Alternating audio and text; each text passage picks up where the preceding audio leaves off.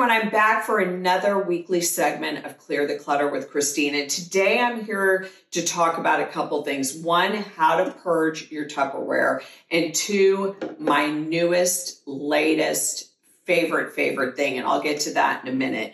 So how to purge Tupperware.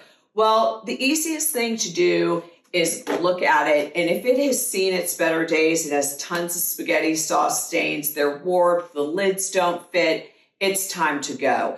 Also, I like to keep both glass and plastic. Plastic for when company comes, well, when they used to come, and they can take a container and not worry about giving it back.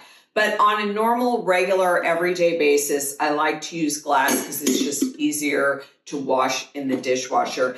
Now I'm ready to talk about my new favorites. These are at Lowe's. It's the Spruce Collection by iDesign. And I mean, these are just the best new find. They come in different sizes and they hang inside a drawer without it hindering the drawer closing or opening. And they're great for, I keep all my Tupperware lids, all my knickknacks that I keep lemons and limes in.